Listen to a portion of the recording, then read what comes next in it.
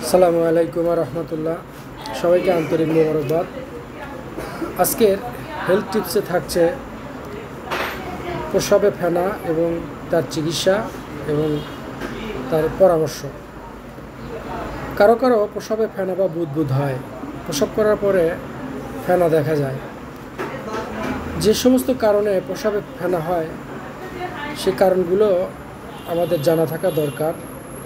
কারণ আমরা অল্পতেই অনেক সময় মানসিকভাবে ভেঙে পড়ি। আমরা বুঝে না বুঝেই ডাক্তারের শরণাপন্ন হয়ে ডাক্তার কাছে যাই। এতে করে আমাদের পকেট থেকে বেশ কিছু টাকা চলে যায়।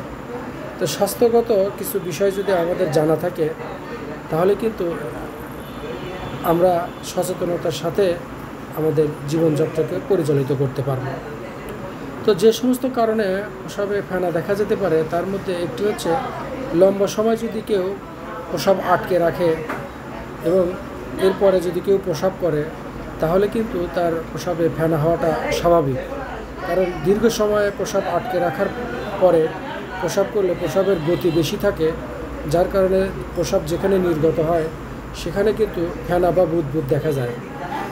অনেক সময় এটা দেখেও মানুষ ভিমরি খেয়ে যায়, অর্থাৎ এতে মানুষ আতঙ্কিত হয়। আরেকটি বিষয় হলো যে অনেকক্ষণ প্রসব ধরে রাখার পরে সঙ্গত কারণেই গতিতে প্রসব নির্গমন হয়। এখন গতিময় প্রসব যদি যে কোনো বিষয়ের উপরে বা পানির উপরে বা প্যানের উপরে পড়ার কারণে বুদবুদ বা ফেনা দেখা যেতে পারে, এটাও কিন্তু ভয়ের কিছু না। তবে শরীর থেকে প্রোটিন বের হওয়ার কারণে ফেনা হলে তা কিন্তু আলাদা। অনেক সময় শরীর থেকে প্রোটিন প্রসাবের রাস্তা দিয়ে বের হলে প্রসাবে ফেনা হয় এবং কিডনি কার্যকারিতা বাধাগ্রস্ত হলেও কিন্তু প্রসাবে ফেনা দেখা যায়। এটা কিন্তু স্বাস্থ্য ঝুঁকি। পানিশূন্যতার কারণেও কিন্তু প্রসাবে ফেনা দেখা যায়, সেটাও একটি স্বাস্থ্য ঝুঁকি। তাই উপরোক্ত লক্ষণের মধ্যে নিচের তিনটি লক্ষণ যদি থাকে তাহলে কিন্তু একটি স্বাস্থ্য ঝুঁকি এবং প্রথম থেকে দ্বিতীয় যে লক্ষণটি এটা কিন্তু স্বাভাবিক, এটাকে অস্বাভাবিক বলা যায় না। তো একজন মানুষ কখন সে ডাক্তারের কাছে যাবে, অর্থাৎ তার প্রসবে ফেনা হলে সে কখন ডাক্তারের শরণাপন্ন হবে? ফেনা হলে চিকিৎসকের কাছে যাওয়ার দরকার নেই। একজন সুস্থ ব্যক্তির মাঝে মধ্যেই এ ধরনের প্রতিক্রিয়া হতে পারে বা প্রসবে ফেনা দেখা যেতে পারে।